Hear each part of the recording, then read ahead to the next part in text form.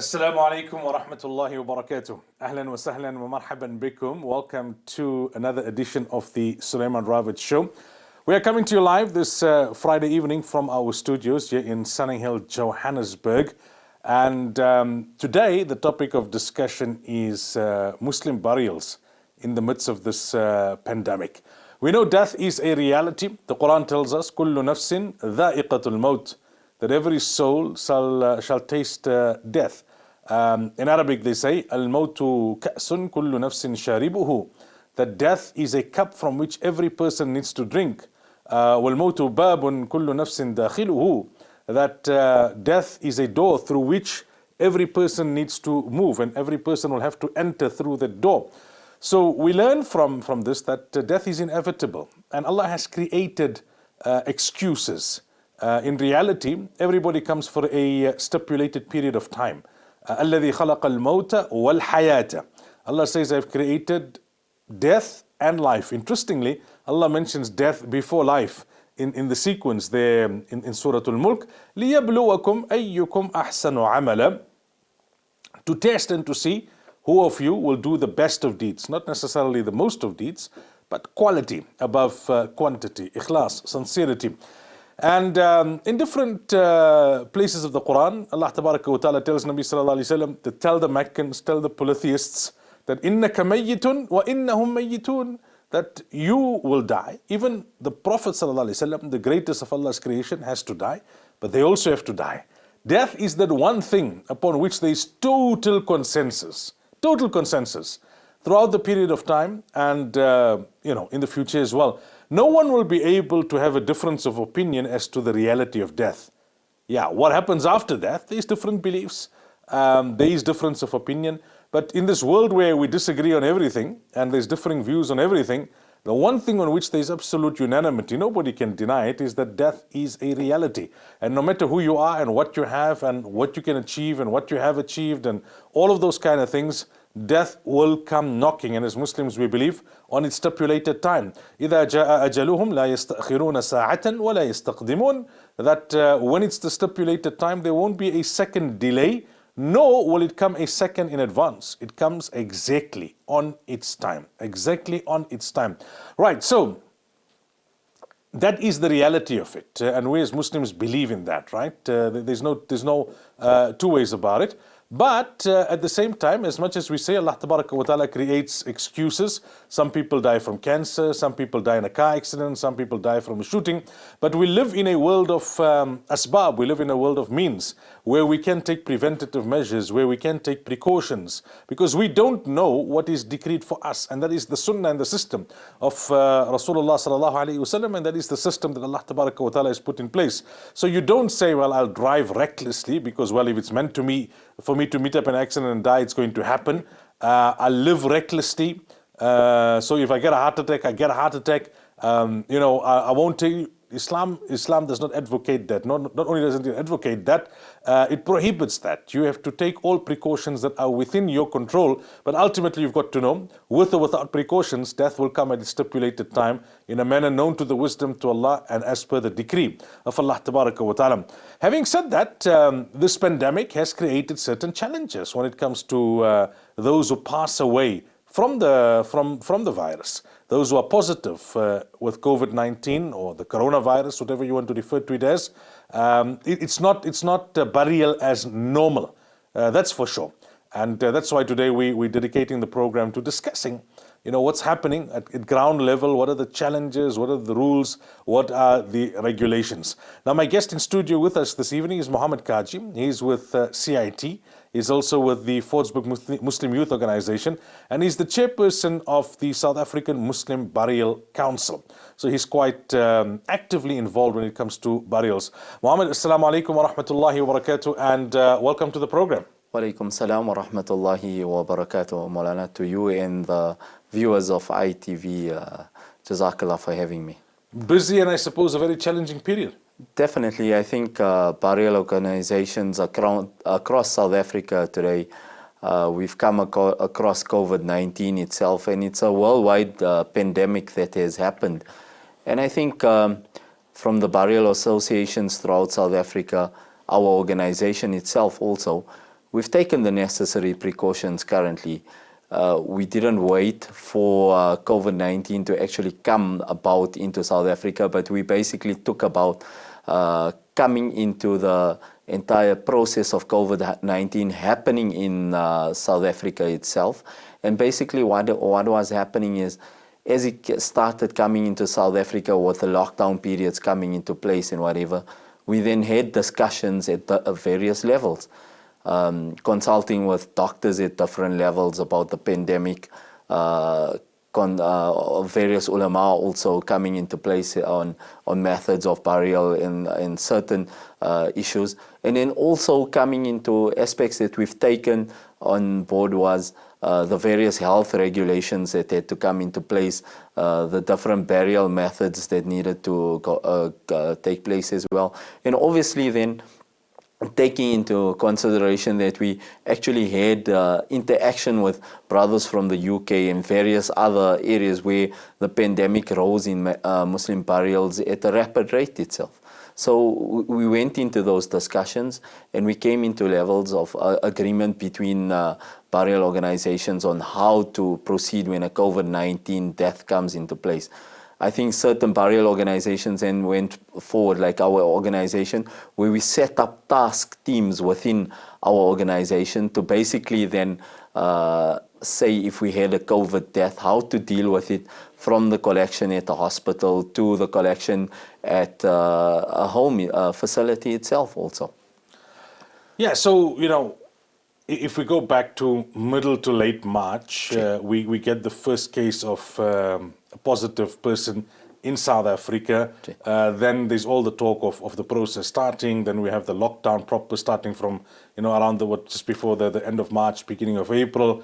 At that time, we kind of following more what's happening overseas. We're seeing all these videos coming out of UK, of mass burials, of Muslim cemeteries being overburdened, etc. In South Africa, it's still, you know, less than 100 cases, then moving into the hundreds. 2 months, 2.5 months later, it's a different reality, right? I don't have the stats offhand. You probably know them better. But there's been a significant number of Muslim deaths nationally as well as provincially in Gauteng. Definitely, Moulana. And what's happened is during that lockdown period, the initial phases actually saw a decline in deaths within our communities, within the greater South African communities, whether it was Muslim or Christian or whichever religion you were from. I think one of the things that was happening is unnatural deaths became lesser as road deaths became lesser on roads, people murder cases in across the board itself. And yes, as the pandemic started coming out itself and we basically stepped from level 5 to level 4 itself, we started seeing a bit of movement again where burials started to pick up. And then as we came about within our burial organization around the time of Eid, just after Eid itself, we saw the first come about of COVID-19 deaths within Johannesburg area. We obviously then saw deaths within the Western Cape itself, which is an epicenter at the moment. And I think a lot of deaths that had happened within the Western Cape area itself. KwaZulu-Natal obviously had the first death as COVID-19 in the Muslim areas itself, where the first Muslim death happened in KZN itself. And as we moved along, the rapid increase has started at current status. Over the last few weeks now, I think between the Johannesburg team itself, we've been we've dealt with currently between 6 and 8 deaths already in COVID-19 cases. And if you look at it currently, yes, a very stressful type of situation coming about for burial organizations who have now become frontline workers like your doctors and nurses currently at the moment. And I would say that the responsibility factor within our communities that was taken is it's not going to affect us. It's not going to come about what's going to happen within our communities. And it's reached us at the moment. various hospitals are filling up at the moment. Various sectors are now finding that they are becoming epicenters within their regions or areas or whatever situation currently at the moment. And we're understanding that it's not there about what color you are, what race you are. It's going to every person that is on the ground. Interaction, where we've broken certain regulations in lockdown, whatever it is. Now we're finding that, you know what, those things are coming about where families try to visit or whatever the situation was. And it's coming about currently at the moment. There's also quite a bit of discussion about the classification of deaths. Now, I mean, I know your area of expertise is more the burial, but there is a kind of link between burial and hospitals when you get told that, look, this is a COVID-19 case. Definitely. There are those who are saying that, you know, even ordinary natural deaths are now just being labeled COVID-19, either for precautionary purposes or for whatever other reason. What are you picking up? So, Moulana, yes, there are certain issues that are coming into the hospital where a person is coming into a casualty unit or is coming into the hospital for some sort of respiratory illness or basically a heart issue, whatever it is. But what's happening, the hospitals need to basically take the necessary precautions themselves. They are testing people as they come in for COVID-19, obviously, to ensure that it doesn't spread within the hospital sector to the frontline workers itself also, or to other patients on the ground that are in the hospital. So I think what's happening currently at the moment is we understand that there is a bit of a backlog in certain areas where the testing has been done, yes. But we've picked up janazas from different hospitals, whatever it is, and we were told that the test has come back negative and treated as a normal death. Where a waiting result is basically waited for by the facility itself to confirm whether the patient was COVID-19 or not COVID-19. That's where the challenge is coming in currently at the moment. So we actually try and accommodate the family, but obviously taking the necessary precautions. And yes, people are saying that, yes, they're writing on to the death certificates that it is a COVID death at the moment. I don't think so. I haven't seen that at the moment. What's happening is if it's a COVID-19 positive patient, then we're told about it immediately.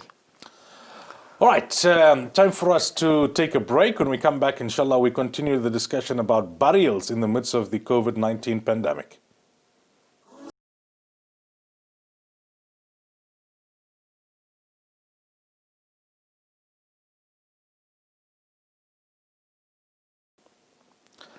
Welcome back. So in studio with us this evening is Mohammed Kaji. He's with CIT. He's also the chair of the South African Muslim Burial Council. And we're talking about burial in the midst of the COVID-19 pandemic, the process, procedure, regulations, the challenges, and, you know, how things unfold. Prior to the break, Mohammed was telling us about how things unfolded in the last 2 months from the time we had the first case in South Africa of a person who tested positive, then lockdown, and what has transpired in recent weeks. So you were saying in Johannesburg alone, four cases where people passed on, Muslim people passed on after testing positive since Eid. So that's in 10 days. 4 cases in Joburg in 10 days. So I think the entire South African Muslim deaths has come to a volume of about 73 complete deaths within the entire what you call regions of Limpopo, Western Cape, Johannesburg, across our regions at the moment. And what's happening is, yes, our organization has completed 4 COVID-19 burials over the last 10 days, like you're saying. And this is just Johannesburg proper, right? This is Johannesburg. Not the suburbs, like Lenesia's got its own... No, definitely, yeah. So this is Johannesburg itself at the moment. And obviously, we've collected from the likes of the Charlotte Masheke Hospital in Johannesburg, your Helen Joseph Hospital, and obviously your Baragwanath Hospital as well. So these are the major hospitals that we've actually collected janazas from currently that have tested COVID-19 positive and were in the COVID-related sections of the hospitals themselves. Obviously, taking into consideration that the process that we're collecting these janazas was under regulatory the regulations at the moment. We're basically facilitating with environmental health departments currently at the moment. Obviously, being compliant with health in our facilities, also being compliant currently, that before we pick up a janaza, we have to ensure that our areas are ready to move the janaza from a location to the janaza facility itself, and obviously completing the procedure that needs to be done. All right, let's take it from the beginning, right? If you get a call that there's a person has passed on, either at home or at a hospital, and this person is positive, how do things unfold? What are the procedures? What are the rules? What are the regulations? If you can take us through it step by step. So the first procedure is we basically confirm that the death is a COVID-19 death. And how do you do that? Basically the family would communicate with the hospital and give us a test result itself. Or else we have people within the hospital that we communicate with your doctors and ask them that is this positive. We then given the results completely. The next step is basically... Yeah, I think that's an important point. I just want to interject there. So it's not like how some are suggesting on WhatsApps that if I phone you and say, you know what, my grandfather has passed on, he's COVID-19, you just take my word for it, and I could have been lying or could have been misinformed. You were actually seeing an official document to say this person tested positive. Definitely. And obviously our communication with hospital facilities themselves, asking them for information. If we're not sure, we basically send out a team to the hospital to first confirm that the person has been a COVID-19 patient itself. Taking the necessary precautions, because like I'll mention now as we go along is there's different procedures that happen.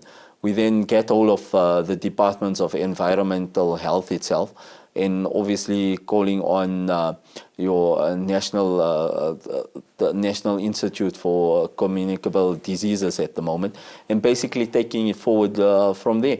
Because what happens is the health facility then sends an inspector or regulator to come to our facility itself and start the process of basically now preparing to collection of the body, to us doing the burial itself, so this complete inspection.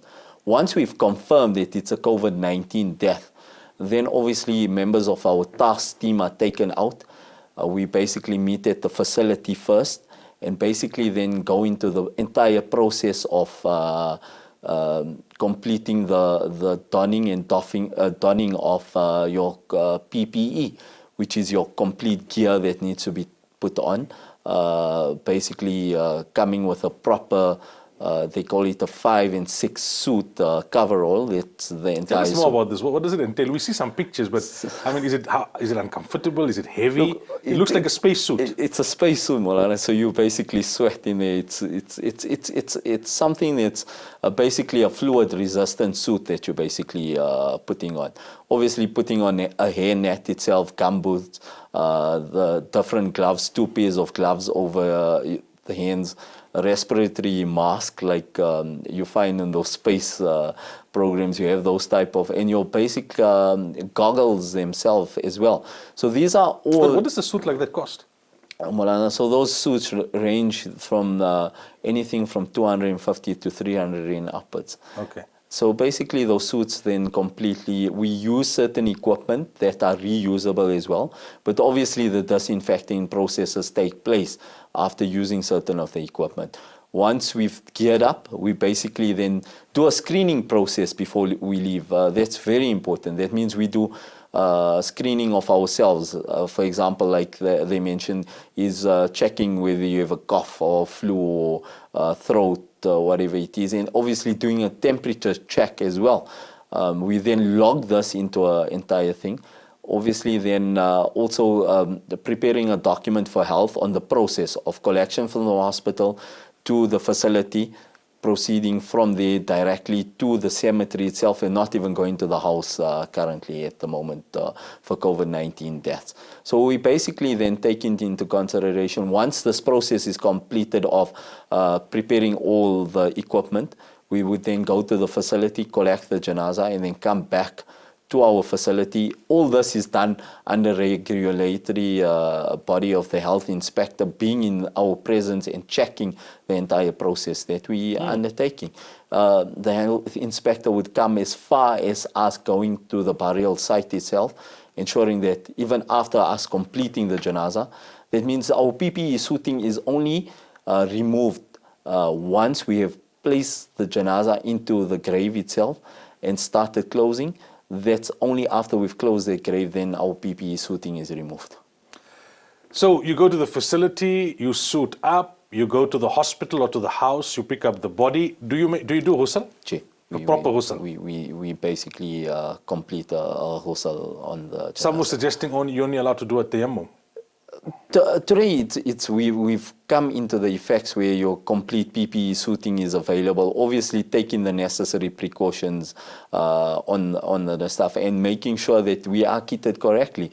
So yes, doing that. Obviously, the different processes of ensuring that liquids that are flowing from the mouth or the nose, whatever are taking, or when cleansing the private part areas, we obviously need to take the extra precautions currently at the moment. So if it's any fluid leakage at the moment, and obviously when we're getting a body out of a facility, it's wrapped in 3 body bags already. It's already sealed in the facility, and that is basically taken to us at our burial centers themselves to then prepare the janaza for burial.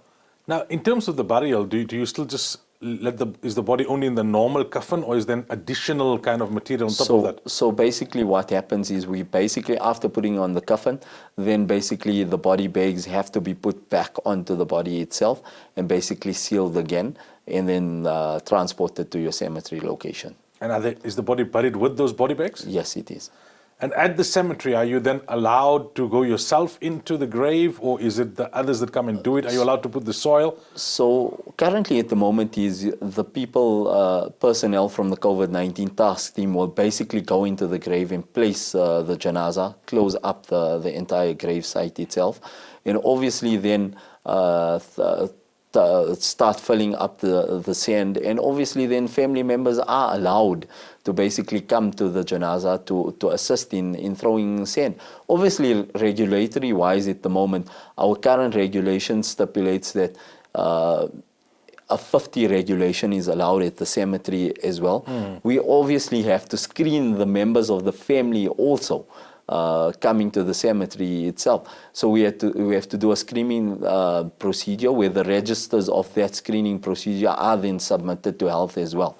So the procedure is there, yes. Is this for every burial, or only for when the marhum was COVID-19, where you have to screen every person attending the janazah? So basically what happens is every burial association has a register now that we complete and fill in. We have a representative within the family unit itself that's given a register. The family completes the register and basically submits it to us. On entering the cemetery, a check is done of the person entering the cemetery, noting that, you know what, if you're not on the register, we don't allow you into the cemetery itself. Regulation-wise allows the 50 membership, but obviously taking into consideration that we have support staff and we have people from the burial obviously being, so we basically then bring the numbers down to a 40 type of limit, because the 10 members obviously is from your burial organization itself. Quite intense. Quite intense one, definitely. And I suppose also traumatic for the family, right? That the body doesn't come home in that way. You kind of like, people normally want to see that body almost like a final closure, a final farewell, especially the women folk. Definitely. And I think, Moulana, in this circumstances, we're starting to realize that how easy our country was when it came to religious rights, in performing religious rights of our deceased in various other sectors. I wouldn't say that the fear factor, yes, within the family unit of a COVID, whatever it is, but I would tell you as team leaders of the organizations and the COVID task teams at the moment, the fear factors within ourselves as well. And we're not going to run away from those fear factors, because we've done a numerous amount of janazas over the years and experience that we've had with our organizations when it's come to natural and unnatural deaths.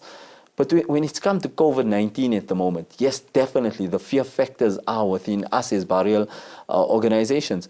And I think the responsibility of the communities out there, taking on that this is a pandemic that's not going to transmit, it's not going to do anything to us.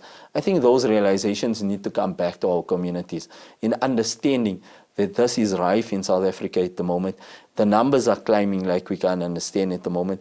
And like we're saying that a lot of people that are getting the virus at the moment are basically asymptomatic. But obviously, a lot of medical advice is coming about that protect the elderly themselves, protect people with underlying causes themselves. And yes, from certain of the deaths that have taken place, certain members have had underlying causes on the deaths that have taken place. So I think the responsibility sits within our community structures. It's not us as a burial organization stemming down our authority at the moment to say no. We're only allowing this process to take place. We're basically being governed by the regulations of the various departments currently at the moment. Yeah, I think you raise an important point that by working in the front line like this, those involved with burial committees are putting their own lives at risk and by extension the lives of their families and their close ones. And this needs to be appreciated by the community. May Allah Ta'ala reward you people for such a great service. Yeah, definitely. And I think it's not only the burial organization that I serve on CIT and FMYO itself, but it's a burial organizations throughout the country at the moment. The severe pressure that's on each one, when that phone call comes, the first question that goes out, is it a COVID death?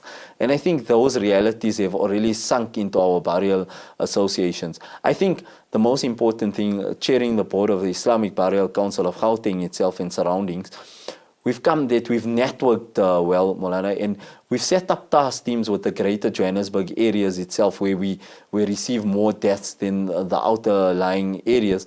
And we've come to agreements with the various the stuff that in the event there's vast amount of deaths within other regions, like for example in the Mpumalanga, Limpopo region, whatever it is, or Free State, wherever it is, we're willing to assist those organizations. This has come to a time where burial organizations have come to the point of unity at the moment. And I think this is the most important structure that we're all facilitating. It's no more, it's my janaza in my area, so I will do it. It's now building the partnerships and relationships. Excellent. So basically taking forward that we need to work together as communities, as team members, not only on the male side, but obviously taking in consideration to the female personnel that are coming out in assisting in ladies' hostels at the moment. So yes, we take our hats off to all burial organization members. And I think, yes, we give due to our families currently at the moment who've given us the opportunity to be the frontline workers on a daily basis when we go out and if we do the COVID-19 deaths currently, facilitating and coming about where we're entering our homes, ensuring that we first go and get ourselves, cleaned correctly with getting taking a proper shower first or whatever it is, to ensuring that we don't transmit anything within our homes itself. How regularly do you guys have to get tested because of the work that you do? So we've basically come to a situation where we've decided within a 10 days to 12 days structure of us doing, obviously taking into consideration where our screening teams, once they screened, if a person or a member is not feeling well, we basically immediately get them. Is this test very uncomfortable, as people say?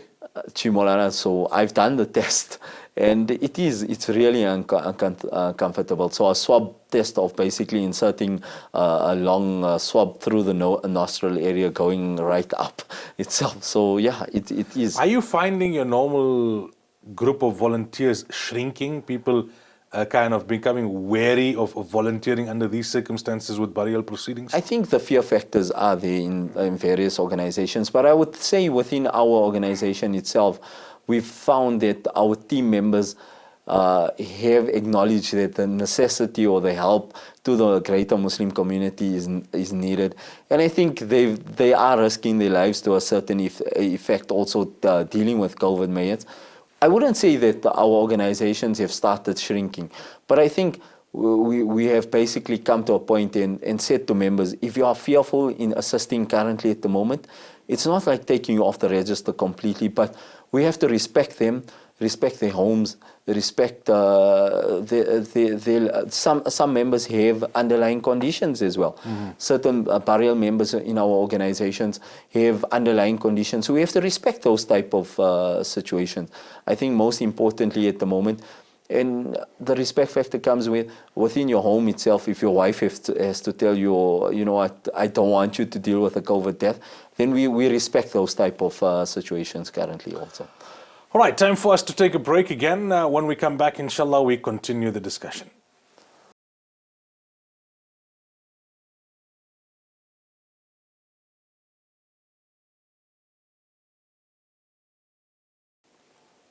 We are having a discussion with Mohammed Kaji. He is from CIT, and we're talking about burials in the midst of the COVID-19 pandemic. Do you have to deal with the issue of stigma? I mean, are you still sensing that when somebody passes on from COVID-19, maybe even close family and relatives are reluctant to come to the janazah, that there's all kind of whisperings and murmurings taking place if the person was positive? I think, yes, I have found it within our communities that stigma is starting to get attached to certain people. And I think we need to realize that it's a disease, it's there, and it needs to be dealt with currently at the moment. And by us taking out, and I think one of the most important things, Moulana, is social media has become a norm at the moment. Just by finding some sort of juicy information, we then basically taking it and filtering it through our community, not understanding the factual matters around the instance itself. I know of instances where people started sending out communication, for example, on our cemetery itself, to say that they found that there were mass graves being dug within the cemeteries of West Park Cemetery itself. And the communication went out and it says, due to COVID-19, the mass graves have. And as a burial team, we had no knowledge whatsoever about this type of happenings. Our team members on the ground, our personnel on the ground all the time, our executive board basically. And I think these are type of instances where people create the panics. Yes, stigmas, people have contracted the virus itself. Certain times people have contracted it from loved ones, meaning people that are in frontline workers, they've come into contact with a family member, whatever it is, and it's happened.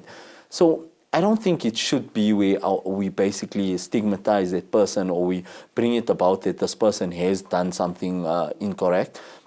There has been a number of people that have contracted the virus itself and basically have become where they've currently recovered completely from the virus itself. So I think it's a pandemic that is throughout the world, like we mentioned earlier, but it's something that we need to deal with. It could happen to any one of us at any time. And we are there. We go into our different shopping centers, buying our daily necessities, whatever it is. We could contract it from those type of locations as well. And taking the utmost precaution, I think at the end of the day, if it's a will of Allah, we're going to get it. So there's no mass graves anywhere in South Africa at the moment, right? Currently, no. Currently, no. From all our communication with various burial organizations, including the KZN and other areas itself, there hasn't been the necessity of basically mass graves at the moment. The discussions around mass graves, yes, for projections and for things to happen if the volumetric comes about. Obviously, those discussions have to take place currently. And yes, there are the boards of the city parks of Johannesburg themselves who are in control of your cemeteries themselves. We being the custodians of West Park and Nuclear Cemetery also are strategizing with these departments to ensure that the space that we're using, we're basically reporting to them when we've done a COVID death as well, to ensure that they are also kept informed all the time as well. And obviously noting that in the event that mass graves are going to take place, then the burial organizations will come about and mention to the community that these are factual issues that are going to currently be taking place.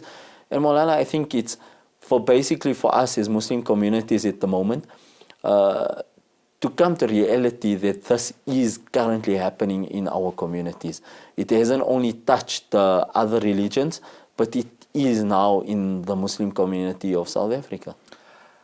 There's been talk about cremations. I think in Sri Lanka it has been enforced. I don't know about other countries.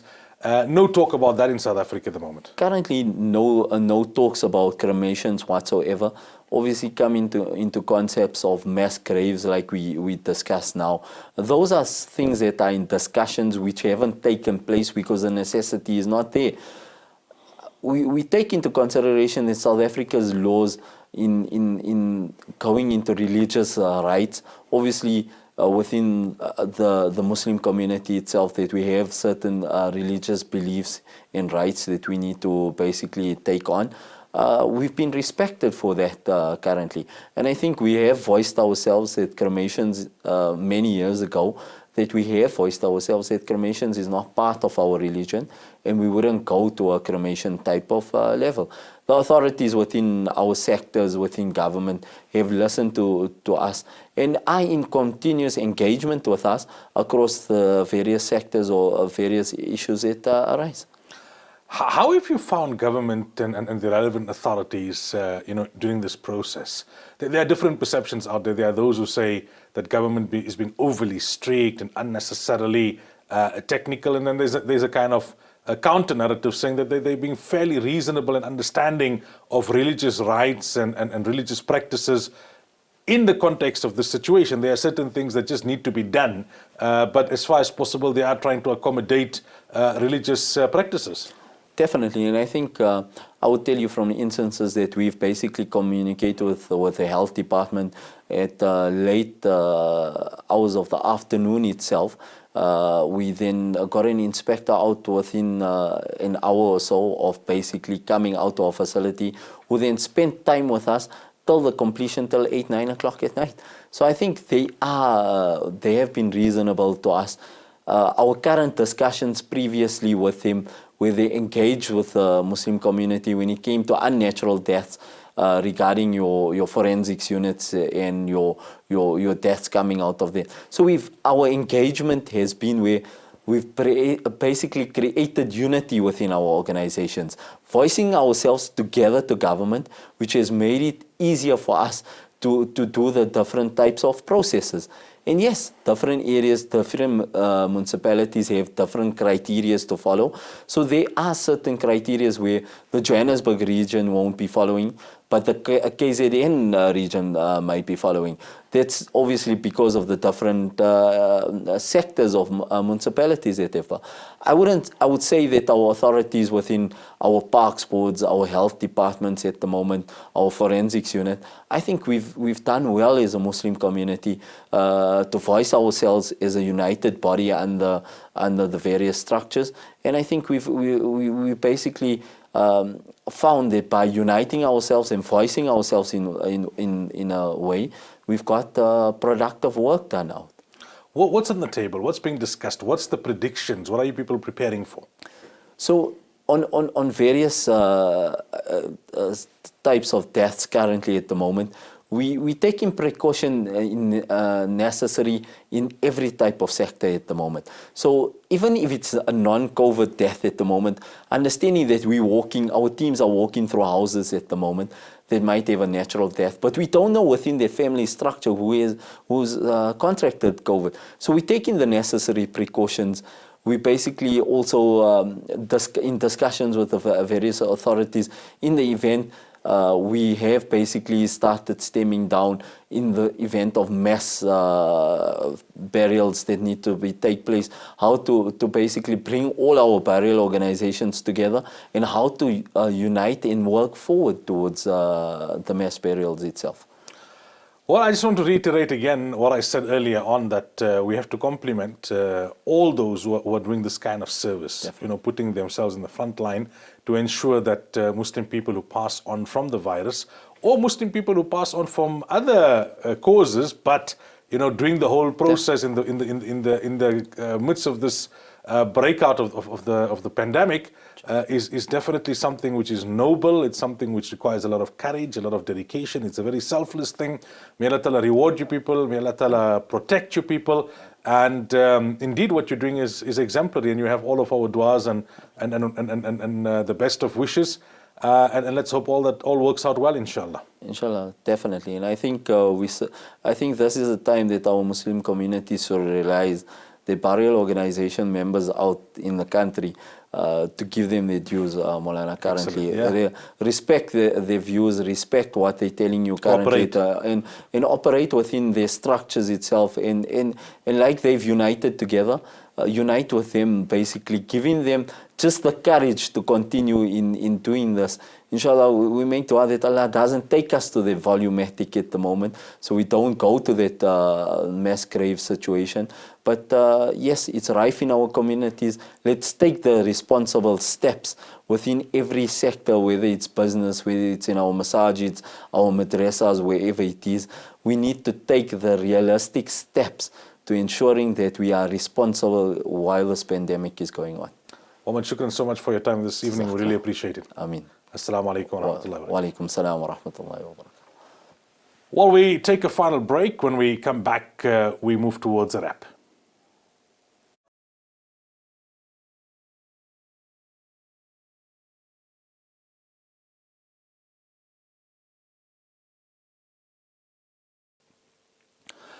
Welcome back. Now, I want to make a plea this evening on the program. Islam is a religion of balance. It's a religion of moderation. Things are moving in a particular direction. In many ways, this was expected. The lockdown started, but the number of affected cases at that time was minimal. And even the number of deaths was minimal. Now, the number of affected cases is much higher. The number of deaths is much higher. You heard 70-odd Muslims have passed away already in South Africa since the outbreak of the virus in our country. So it's real, it's here, it's home. Where I live in Lenasia, there have been cases. Where I live in Lenasia, a branch had to close down of a bank temporarily because one of the staff tested positive. Same thing has happened to businesses, other businesses. Same thing has happened to masajid. Today we saw 2 or 3 masajid taking out announcements saying we have to suspend congregational prayer, we have to close the doors to the public because one of the people coming for salah tested positive, and now the necessary protocols and procedures need to kick in. So those people who are being very flippant about it, those people who are undermining it, those people who seem to have been suggesting that this is a big exaggeration, they are now starting to be proven wrong. Having said that, we should also be careful about over-exaggerating the situation and creating unnecessary panic. And on the different chat groups that I am on, from the ulama chat groups to the political chat groups to the social chat groups to family chat groups, there's this debate all the time about the stats. Earlier this evening, a message went viral, I think about Mill Park Hospital and how many Muslim cases there were. Then there was another message after that said, no, that's fake news. Some said, no, the doctor confirmed it. Some said he didn't confirm it. Whatever the case may be, I think we need to be responsible. Do not forward something unless you know it's absolutely authentic.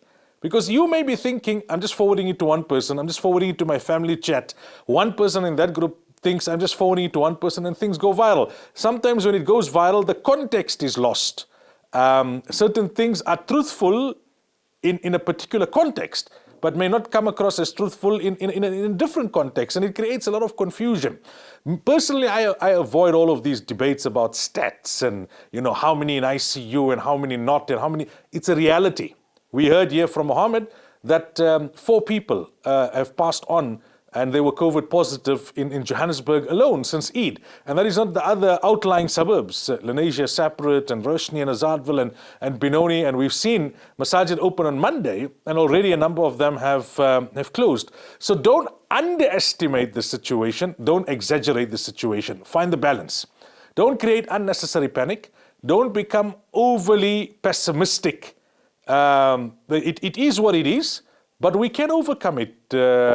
And as we go into it, we will be able to adjust a little bit. It'll become more of a new normal. And we'll find ways. We'll find ways. The resilience of the human race is phenomenal, and the strength we can draw from Allah Tabaraka wa Taala is absolutely amazing. So find that balanced approach. Don't be reckless, but don't be unnecessarily pessimistic. You've got to live your life within a certain framework now. Life has got to carry on. You cannot be in lockdown, proper level 5 forever, but take precautions.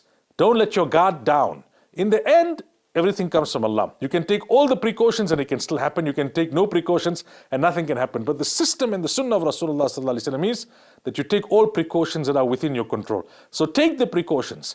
I cannot understand why, unfortunately, masjids are becoming places of friction rather than places of unification. Everybody will have an opinion theologically, medically, and legally. Some people say, look, this is what's in the Gazette, social distancing is compulsory. Others come with another document, no, it's not a criminal offense. Some will say that it's a health requirement as well, besides a legal requirement. Others will say it's not. The debates, it's difficult to quantify now who's right and who's wrong and how many on one view, how many other view. Listen, there are processes and procedures. The same doctors that we trust with our lives before COVID are the same doctors who are telling us something. Listen, you go to the masjid, you may not necessarily agree with all the regulations, but there's a leadership there. Cooperate. That's the discipline that is expected of a Muslim. Don't be reckless and sarcastic. Don't make silly remarks like I heard one today that, why are we taking precautions that are required of a domestic cat, like a person would take precautions of a roaring lion, meaning people are doing too much. Well, what precautions do you take of a domestic cat? What a silly example. How ridiculous and outrageous. A domestic cat, you don't take no precautions, minimal to nothing. So you're sarcastically trying to undermine the emphasis on taking precautions. On the other hand, don't circulate everything and create unnecessary panic and people become pessimistic and life becomes all doom and gloom.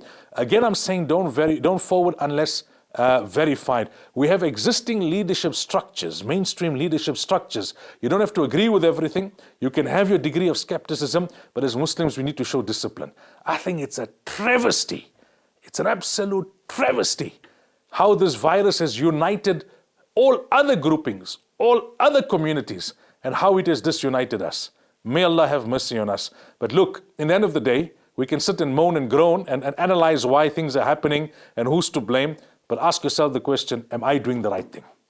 Am I taking the balanced approach? And am I advocating the balanced approach within my circle of influence? Balanced approach, don't circulate everything, don't underestimate, don't over-exaggerate, be responsible. May Allah grant us all the tawfiq. Until next week, inshallah. Assalamu alaikum wa rahmatullahi wa barakatuh.